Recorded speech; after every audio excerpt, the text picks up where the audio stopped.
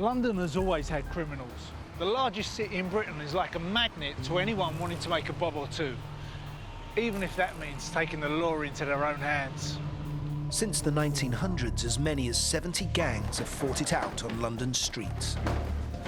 Gun battles, knife crime, gang rivalries and alliances, robberies, protection and drug dealing. This city has seen them all. The most gang-infested district of London has been the East End. To some, a deviant area, one of physical and moral disorder. To others, it's both a kingdom and a goldmine. London has never bowed to one boss. As a city made up of many villages, it's always had many gangs. We're going to look at two gangs, past and present, both caught up in the urban battle for survival.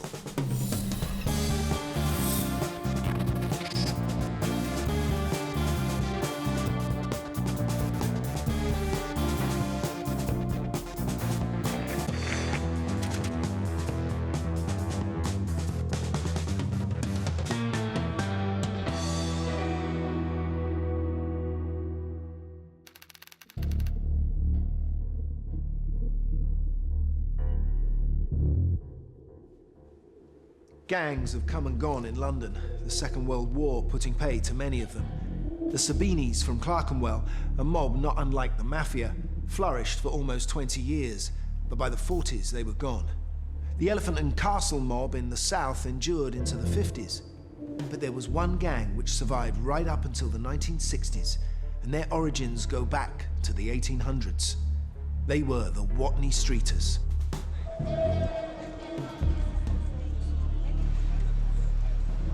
Originally an Irish fighting gang, the Watney Streeters owed their success and survival to one thing: the river. It enabled them to make a good living from the docks, which sprung up beside its banks. To find out about the Watney Streeters, I've come to meet author and historian James Morton. So James, I think we should talk about the history of the docks first. Well, the docks, of course, have been here since people started importing stuff into England. But I mean, one of the principal times was the 18th century, when really sort of the pool of London between London Bridge and Tower Bridge was taking something like 1,500 ships at a time, when it was really only designed for 600. And there were tremendous opportunities for theft from those ships which were not properly guarded, not policed. The cargoes which were coming in were ivory, furs, tea, coffee, anything, and anything could be stolen and was. And what sort of people were working on the docks? Well, generally speaking, an awful lot were Irish immigrants who'd come over, certainly in the 18th century and also in the 19th century, particularly after the potato famines of the 1840s. The Irish immigrants really settled around Wapping.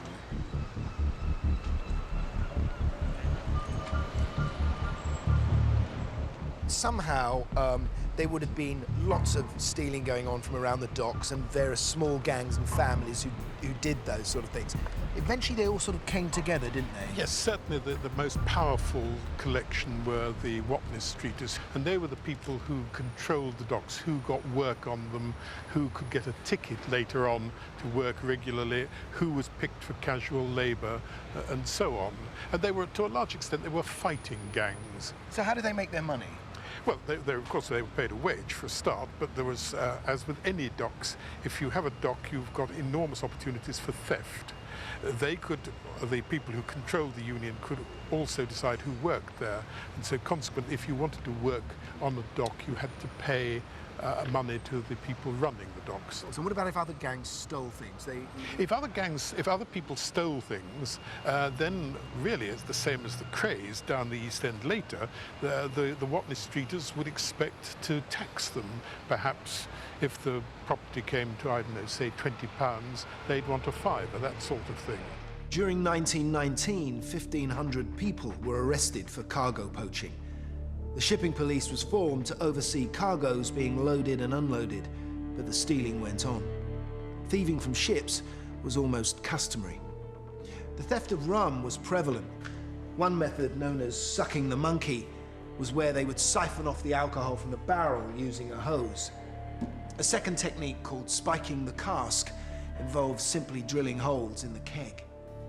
and having extra long pockets sewn inside their trousers was a neat way of hiding any stolen goods from the day. During the First World War, pilfering was organised by the older dockers. They hired lads to do their dirty work. The boys could earn £4 a week, when a normal wage was only 12 shillings. To the streeters, it was more money for old rope.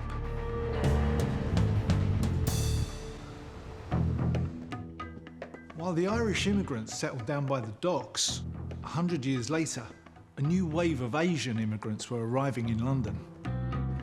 This is Southall in West London. In the 1950s, Indian and Pakistani immigrants came here to find jobs in the factories and at the airport. Now, 85% of the residents here are Asian. The influx of Asians gave rise to the likes of the Teddy Boys and the much more powerful groups like the National Front. The Asians had to defend themselves, so they formed gangs. Now, one of these gangs was called the Tuti Nung. I'm meeting up with a man who has done a lot of research into this, journalist and crime writer Tony Thompson. First of all, tell me about when did gangs first emerge in this area? Well, around the Southall area, they really started around the late 60s, early 70s, which was around the same time that we started to get a large population of people from the Indian subcontinent coming to this part of London and setting up shop here. In the early days when they were being here, there was a lot of racism, a lot of people being attacked by sort of people like the National Front and so on.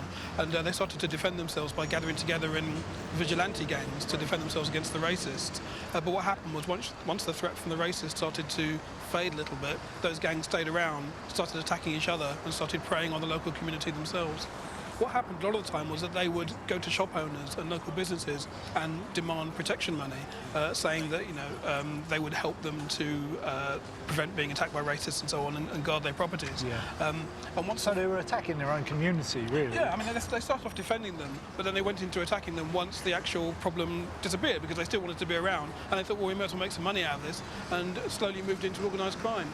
It's actually exactly what happened with the mafia in Sicily as well. They started off the same way, being a group of vigilantes who, once the threat had gone, ended up becoming an organised crime group. Initially, the gang was known as the Holy Smokes, but caste divisions within it created a rift. So the Holy Smokes in the 70s, they were the big gang, the big Asian gang, and they split at one point, didn't they? Yeah, what happened is that the whole Indian community has a big problem with caste. If you're the wrong caste, you can't sort of associate with people of a different caste. And within the Holy Smokes, they had several different castes, and some of the people in the lower caste felt they weren't being treated properly by those in the higher caste, so they ended up going off and forming their own gang, which they called the Tuti Nungs. They saw themselves as being from the lowest caste. Tuti Nung means the worthless ones. Where there had been unity, there was now bitterness and rivalry between the Tuti Nung and the Holy Smokes. To find out about the consequences of this rift, I'm going along to see Dr. Avtar Lit, founder of Sunrise Radio, which has been here in Southall since the 80s.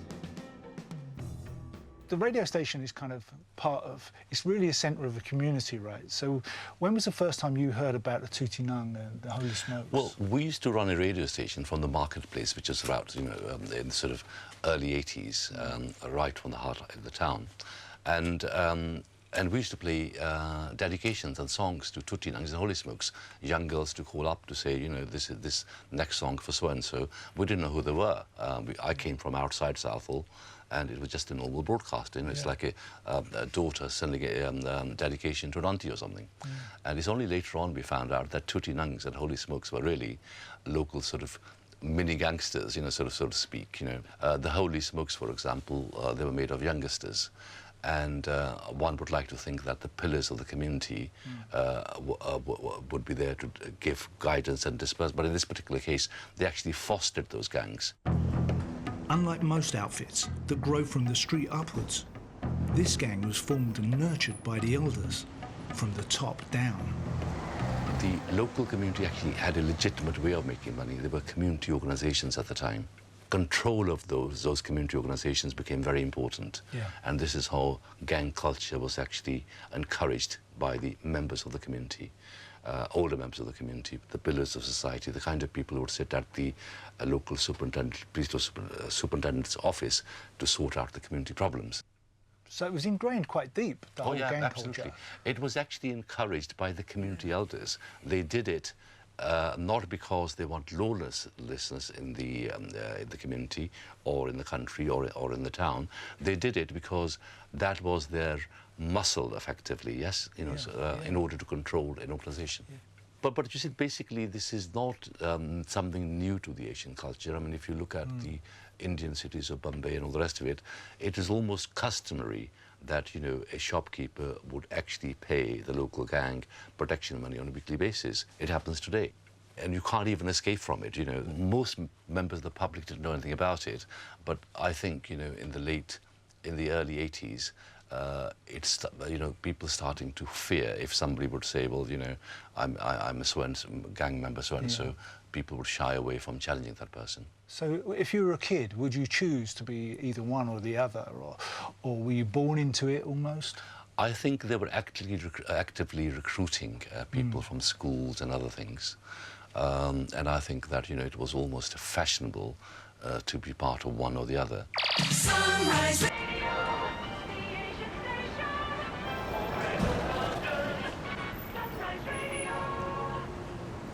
It only hit home to Avtar how threatening the gangs were when he realised their influence extended into his own news team. With the journalists so intimidated, they felt unable to even mention the gangs in their reporting. There was one supposed to be head of gang who was sent to prison, and he was he went inside, and my news team actually refused to carry the story because the news team actually, they're all very famous journalists now, but 20 years ago they were beginners. They worked for local newspapers, they came to work for the local radio station, and I threatened to sack the entire news team simply because they had gone to school, local schools. They knew how the setup was far more than I did. And they said they weren't prepared to carry the news, although the man had been convicted, sent to prison. And they said they value their face a lot more than actually their jobs. Yeah. So they were really controlling the community with fear, yes. in a way. Yes, it was. I think the fear, I think they probably did a lot less, but, you know, the fear was far greater. But by the 1980s, the fighting between the two gangs became so violent and so public that everyone in Southall became aware of a serious gang problem. I want to know why it got so out of control. Despite the fact that they started off together within the same gang, once they split, they became mortal enemies. I think in some ways it gave them something to do by attacking one another. They'd be vicious battles, I mean, sort of like nothing that had ever been seen in the area before. But they'd be involving machetes and hammers and screwdrivers and all sorts of knives, and people would be often very badly hurt. But these were seen as a great source of pride for the gangs as to who would come off better. It was a bit like sort of the worst kind of football hooliganism, you know, with these two mass gangs coming together in public and just brawling together. And it would happen on a regular basis. Were they out to kill each other, or...? I think the idea was never specifically to kill. It was always just to sort of win the fight. But some people did die occasionally. But it was more about people getting really badly injured and badly hurt as a result of the activities that were going on. The horrors of the street battles prompted ordinary residents to start coming forward, and gradually information began to seep out. The police set up a special squad to investigate. It was called Operation Shampoo. It would reveal an international organisation of more than 2,000 soldiers with interests in illegal immigration, extortion, fraud, violence, heroin dealing, and armed robberies. Operation Shampoo was about to lift the lid off of organised crime in Southall. In the early part of the 20th century, London's East End was a patchwork of gangs. In Whitechapel, there were the Bessarabians, Russian Jews who went from fighting anti-Semitic violence to running protection rackets. To counter them, there were the Jewish vigilantes called the Odessians. The Blind Beggar Gang was a team of pickpockets from Bethnal Green. Street thugs formed into groups and called themselves the Titanics, the Hoxton Mob, or the Vendetta Mob. There were the Jamaican Eddie Mannings and a Japanese outfit called Ses Miyakawa running drug rings. And then, down beside the river, controlling some of the busiest docks in the world, were the Watney Streeters. Up until the late 40s, they were led by a man called Jimmy Fuller. And this was their manor, Watney Street in Wapping. I'm hoping that James can tell me something about the place.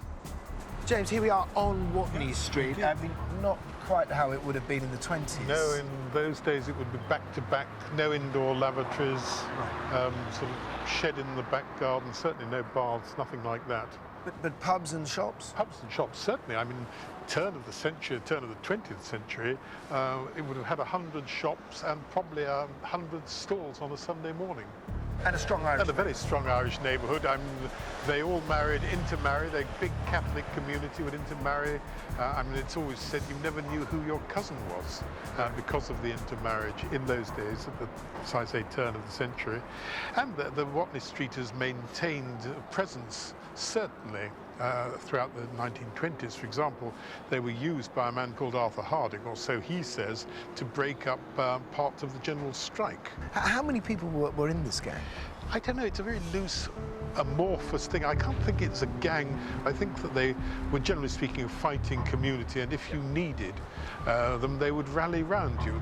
If they weren't fighting themselves, they'd come and help out. Yeah, they were obviously fighters to hire. Big fighting gang, yes. There were several gangs that the Streeters had to fend off. One of them was the Sabinis, a mafia outfit from Clerkenwell. Certainly the story is that they one day ambushed the Sabinis, who came on a recce down here, I think, to deal with some bookmakers, and they found they'd walked into a trap. And the Watney Streeters allegedly, and this would be what, the middle 20s again, gave them a good hiding and sent them back to Clerkenwell. The Streeters had been going for over a century. They made a tidy income. They'd got through the war when others had fallen. They'd survived the loss of their leader, Jimmy Fuller. But now there will be two forces which would bring about their demise. The first of these was out of their control. It was quite simply progress.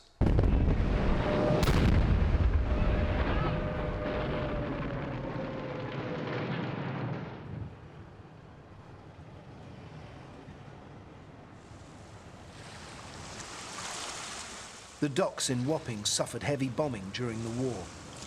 It wasn't worth rebuilding them, and the ships were now getting much larger. They needed deeper water. Trade was moved downriver to Tilbury. By the 1950s, the London docks were closing.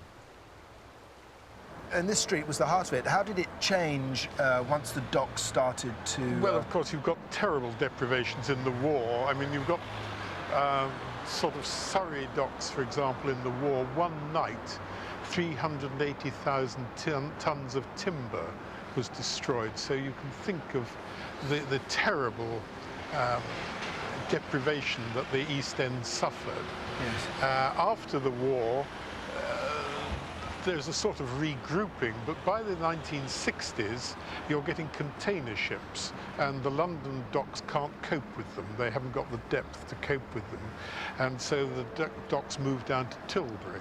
Right. And consequently, the Watney Streeters then, or the people on the docks, start to lose their power. The Streeters began to diversify.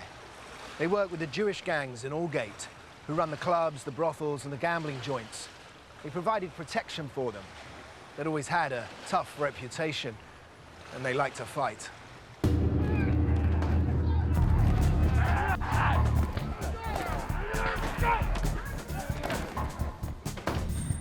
The Watney Streeters had always been enemies of Bethnal Green. They'd crossed the Sabinis a few times when they were in power there, but the Streeters had always managed to deal with them. Now they faced a new threat, which would eventually lead to their destruction: the Krays. What other types of gangs were coming up through the 50s that were making their lives less easy? I don't think they were making their lives less easy. I think, in fact, that the families were getting old. They'd made their money.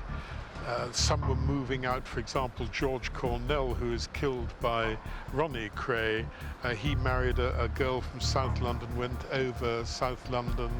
It just sort of generally drifted away. Right, but there was a sense that when the Krays came around, that the Krays and the Watney Streeters were going to meet. The Krays and the Watney Streeters were always going to clash sooner or later, without any doubt. By 1956, the twins were making serious money. They controlled an area from Bethnal Green east to Mile End, Stepney and Bow, and north to Hackney and Walthamstow. Within this area of 14 square miles, every gambling den, most of the pubs and many businesses, down to petty thieves, all paid their dues to the Krays. They were already known as the most dangerous mob in London. They would always be a threat to any surviving streeter. And it wasn't long before one of them, called Charlie, attracted their attention. Streeter Charlie would encounter the Krays on several occasions. He had a scam going with local post office drivers who would readdress parcels to places where he could collect them. Ronnie Kray, hearing of the potential of the post office scam, demanded 50% of the profits. Charlie was not forthcoming with any money. He became listed by Ronnie as someone he would soon have to deal with severely. Ronnie's violent hatred towards anyone coming into his manor would lead him in the autumn of 1956 to use a gun and shoot someone for the first time. One of the Watney Streeters, a friend of his, has a run-in with a garage who sold him a dud car, and he creates a bit of difficulty with the vendor of the car, putting it absolutely neutrally. Ronnie won't have this, and he shot the man in the leg. He shot the docker in the leg. Was the garage was paying protection to the Krays at that point, I take it? Yes, that would be the way of putting it. I think Ronnie would always says it was a friend of his, but I have a horrid feeling that money was exchanged for the friendship. And do you think Ronnie did this because he wanted to show other gangs, the Watney Streeters, of his power? Yes, but of course Ronnie was completely out of control anyway, even back then. And whereas another person would have just given him a bad beating or perhaps a cutting, Ronnie took it that one stage further. But it was these moments in Ronnie's career. These are defining moments. Where yes. he never had to be violent again. Once he fired those guns in those first few years in his career, he could live off that. That's right. And anyway, eventually, just to show his power, he has a whip round in the East End, and the docker is bought a pub or a share in a pub. And it shows that really sort of the Lord giveth, the Lord taketh. It's a charity as well. But what happened? Did Ronnie get caught for this? There was an identification parade, and no one was picked out, surprisingly enough. Because legend has it that Reggie turned up that day. Reggie turned up and was going to say, if he was picked out, oh, I'm Reggie, and would foul up the identification parade anyway, but it never came to it. The fix was in.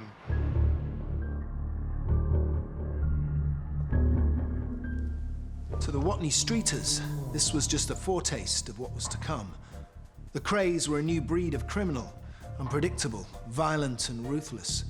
Their hunger for power knew no bounds, and they were about to unleash violence of a type never before seen in the city.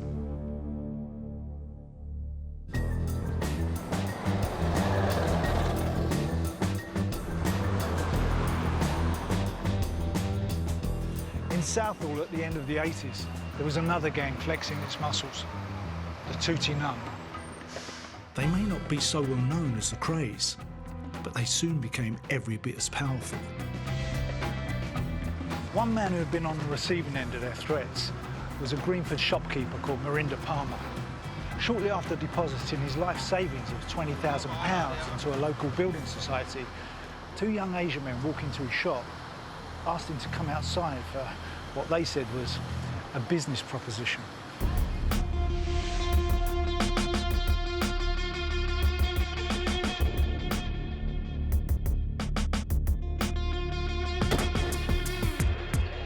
He was directed into the backseat of a car and a gun was pointed to his head.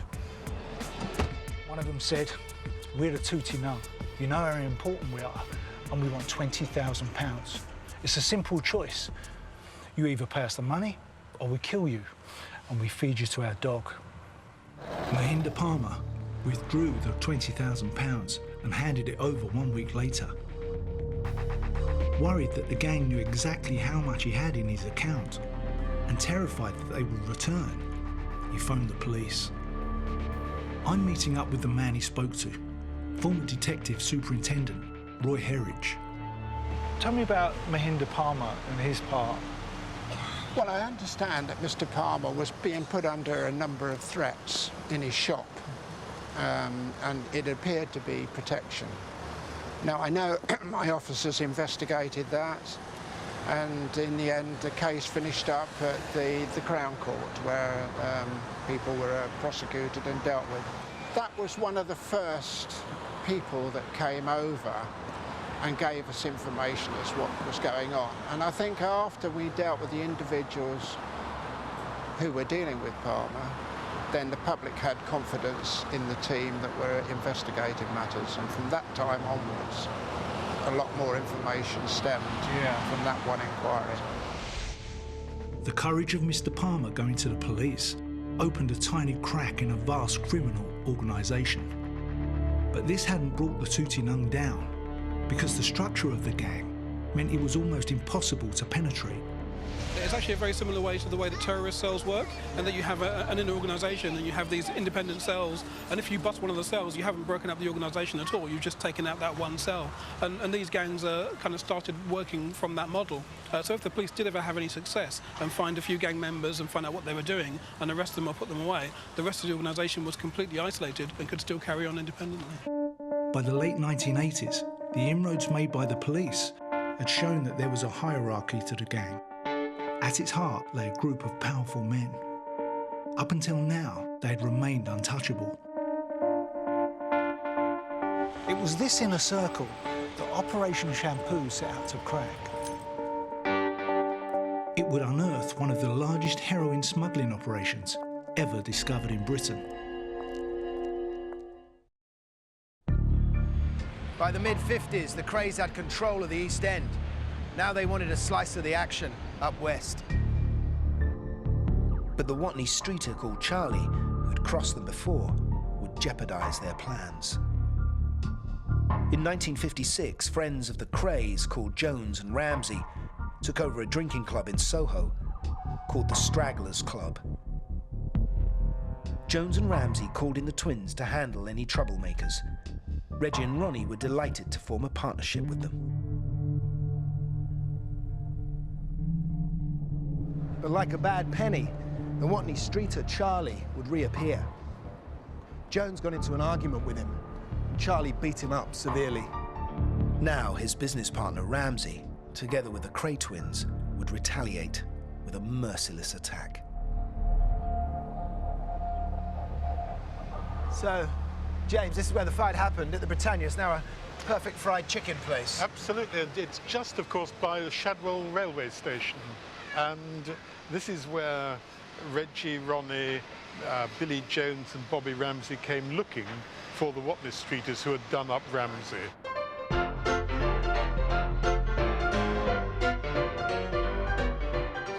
What happened was the Streeters got wind that the Krays mob was on its way.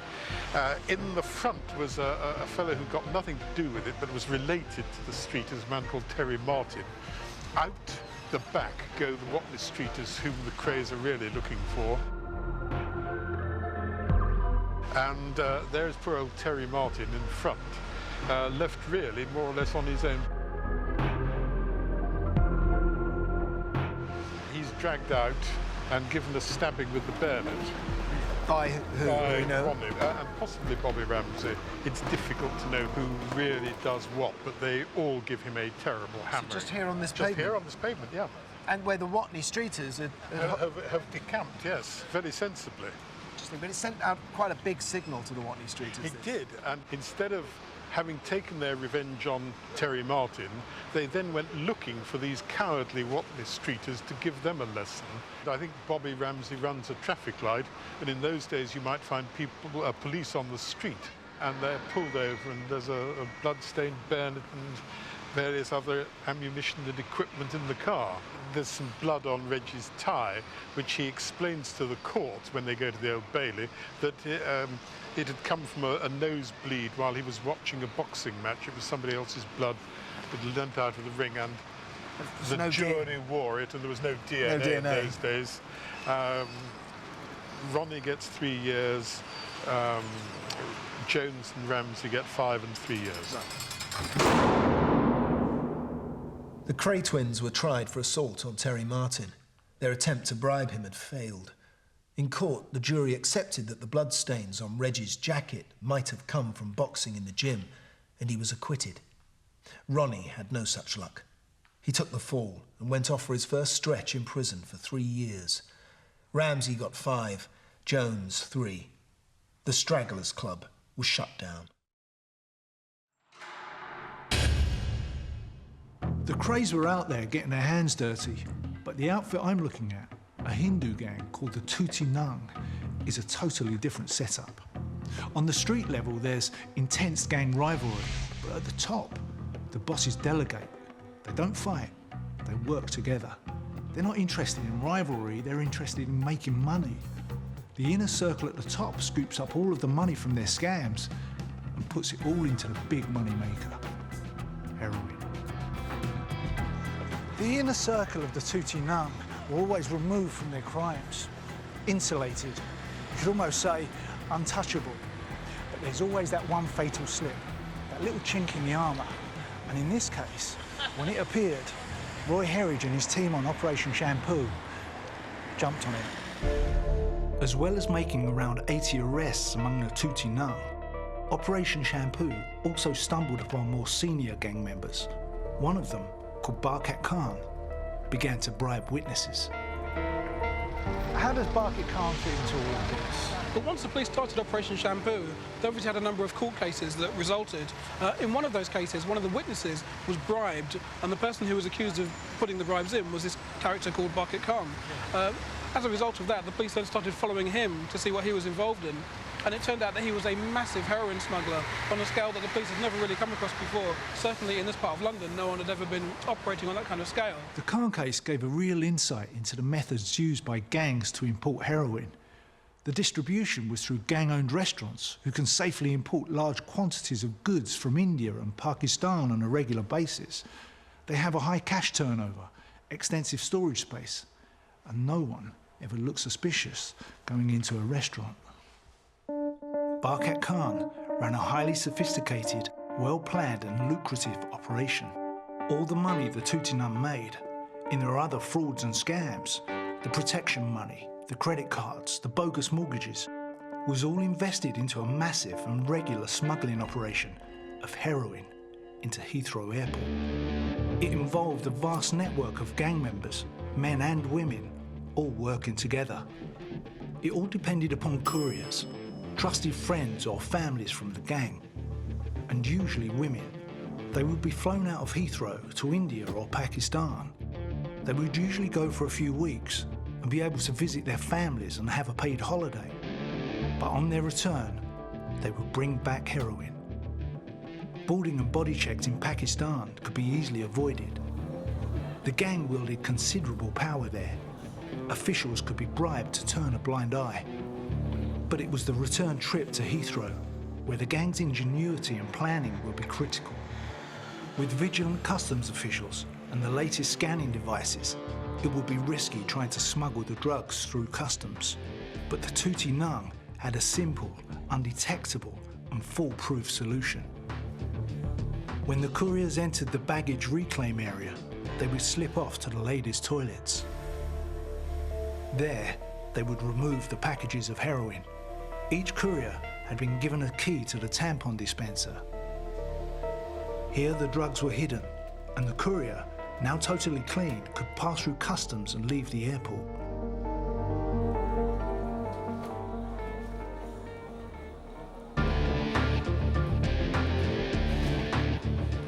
Now, there was just one more link in the operation. The gang had people employed at the airport as cleaners. As soon as the couriers had cleared, their job was now to move and pick up the drugs. Once in their hands, it was no problem to take the drugs out of the airport. With so many people regularly going back and forth, nothing looked out of the ordinary. This operation didn't raise any suspicions. That must have involved the gang being everywhere, right? Working in airports. Yeah, I mean, what they did was actually got gang members to go and get jobs in specific places if they knew that they would be useful to them in terms of getting drugs into the country. So it was a very sophisticated operation from that point of view. And police believe he was bringing in about 10 kilos of heroin a day. How much is that? It was about £100,000 a day, but they reckon it was operating for about 10 years before they discovered it. So we're talking millions and millions of pounds that his gang was making, all of which was coming into the UK as heroin and being spread out within this community and within the rest of London as well. The Tuti Nung were bringing in 10 kilos a day, worth £100,000. They did this for 10 years. That's £365 million. That's the proceeds of all those bank cards and PIN numbers that went missing in the post, all those bogus mortgages and insurance scams, all those threatened shopkeepers, all collected up and invested in drug trafficking. The tentacles of this operation stretch into every corner of everyday life, creating misery for every person they touch. On November the 5th, 1956, Ronnie Kray entered Wandsworth Prison to start a 3-year sentence. During that time, he was moved to Parkhurst on the Isle of Wight and also the psychiatric wing of Winchester Prison. By his release in spring 1959, he would be certified insane. But 3 years away hadn't erased Ronnie's memory. He hadn't forgotten the culprits who he'd wanted to hunt down the night he was caught. The Watney Streeters. And so the legend goes. In spring 1959, Ronnie and Reggie and the rest of the firm came down here to the London Hospital Tavern. Inside drinking were the Watney Streeters. This time there would be no escape. Ronnie and the firm stormed in, and the beating they gave the Watney Streeters was severe. The following day, the newspapers described it as the worst gang fight in the East End for years. Not long after that, the leader of the Streeters asked Reggie for a job. It was the end of the Watney Streeters. But they lived on as individuals, many of them joining rival gangs. And I think that the Maltese who are coming into the area at the time, sort of the commercial road and so on, running clubs and spielers and indeed running girls, they are starting to pay money to what's left of the Watney Streeters, who in turn are paying it to the Krays. And they're all moving out now of the area. The docks Yes. are diminishing. The docks are now... And they're older. The 60s are gone, yes. They've made their money, they're going respectable. They're moving out of Dockland, out to Essex, to Basildon, Romford, places like that. But there would be one more murder. The final nail to be hammered into the Watney Streeters' coffin. And eventually Ronnie kills one of the Watney Streeters, and George Cornell. Yes. Now, George Cornell has moved. He's one of the ones who's actually gone over to South London and aligned himself with the Richardsons. Cornell comes over to meet a man whom actually it was suggested Ronnie had shot as well. He comes over to visit him in hospital and thinks he'll have a drink presumably out of bravado and sheer folly in the Blind Beggar in the Mile End Road. Yeah. And that is when Ronnie gets wind of this, decides who's going to be shown to be the master of the East End, and goes in, and in front of really only the barmaid and one other elderly man, pulls the trigger on Cornell. Here at the Blind Beggar pub in 1968, Ronnie shot George Cornell, a man who'd once been a Watney Streeter. And the rest, as they say, is history. The Watney Streeters were never seen again.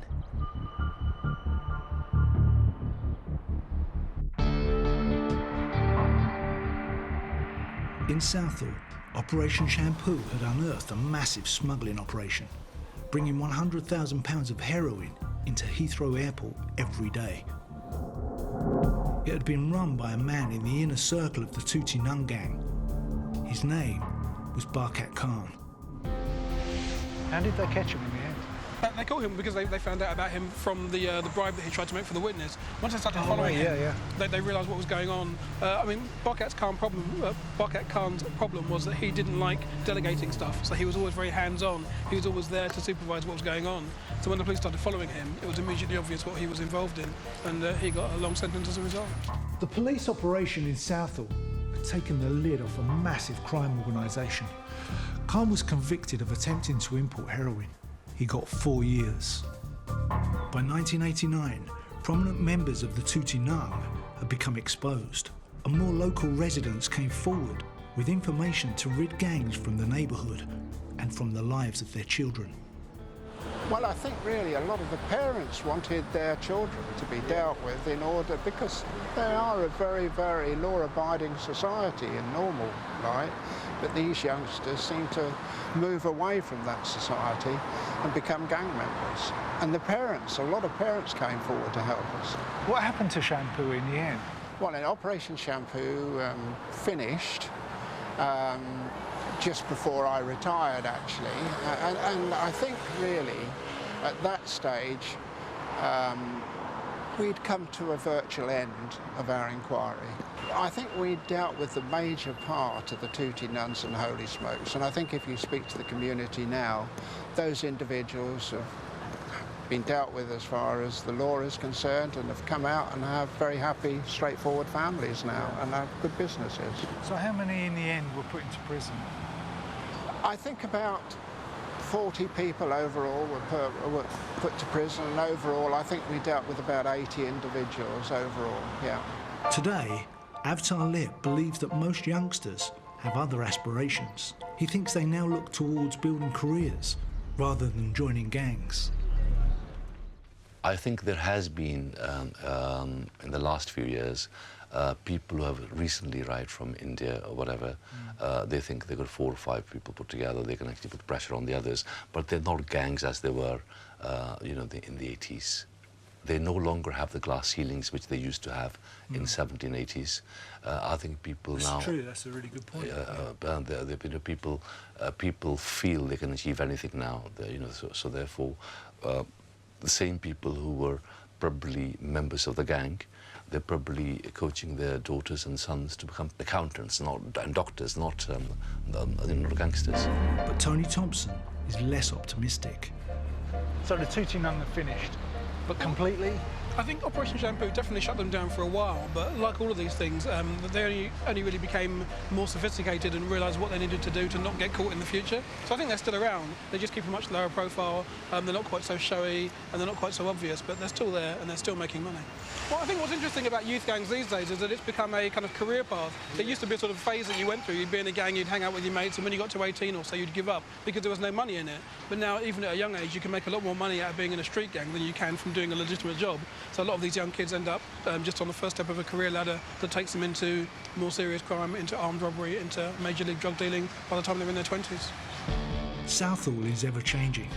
Just as the British and the Irish moved further out in the 1950s, so now the Sikh population followed them. New communities are moving in from Somalia and Afghanistan. The area is becoming more diverse. Heroin still plagues the Southall community and the country at large. Because of gangs like the Tuti Nung, the price of a gram of heroin has dropped from £100 to £40, while the purity has doubled. Since the millennium, a new generation of gangs have developed. They're fragmented, less organised, and nothing on the same scale as the Tuti Nung. But perhaps that's just appearances. Perhaps we can't see what's really there. All we know is that drugs are still on the street, cheaper than ever. So someone's still bringing them in.